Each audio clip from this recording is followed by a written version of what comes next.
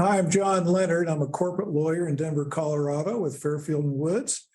We've just done 4 or 5 videos with my colleague Melanie Bartlett, Public Foundations. Public charities. You're a nonprofit lawyer. What does that mean? I mean, I guess public charities and private foundations, but how do you describe your practice and what you do? Right.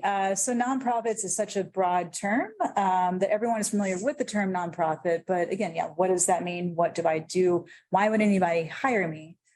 So I have a corporate background. So a lot of these clients are actually corporations. But I also have a tax background too, because that is where they get their status with the IRS. So under 501, that is a reference to the tax code. So I step in and make sure you're not getting outside the boundaries, coming outside the lines. But right, my clients exist in the 501c3 area, also some in the 501c and down through the code. Yeah, and you have large clients and you have some that are just starting out. Talk about your client range. It's pretty big.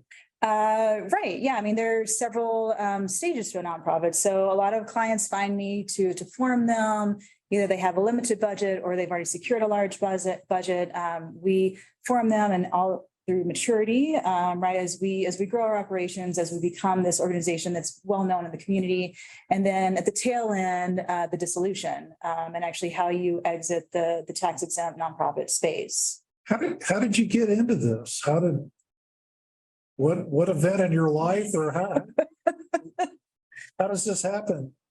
So I found myself going to Georgetown for Masters of Tax Law. It's an LLM. Attorneys might be familiar with that. So I don't think I was quite done with schooling yet. So I went and got the after law school. So I went to Georgetown and joined a firm there.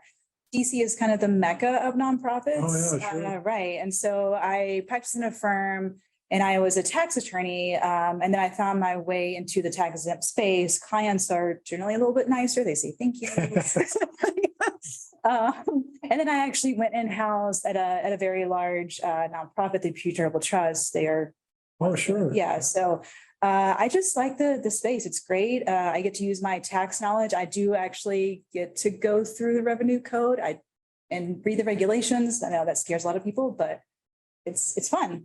Well, it's a lot of fun working with you, and it's a growing area of the law. I was just listening today about a basketball coach that had his own private foundation. Seems like all these celebrities have their own private foundation. You must know all the celebrities too. So It's right. I mean, if you get older and you're looking at your life, you've acquired a lot of money, and like a lot of people now are giving back. It's important to talk about that as again part of your estate plan, but also like, what do you want to do? Like, how do you want your name to be remembered? Right. So that's that we're seeing that push. Well, that's great. Well, thanks for joining us. And if you want to get a hold of Melanie, her contact information will be on the video after we're done here. Thank you for joining us. Great. Thank you.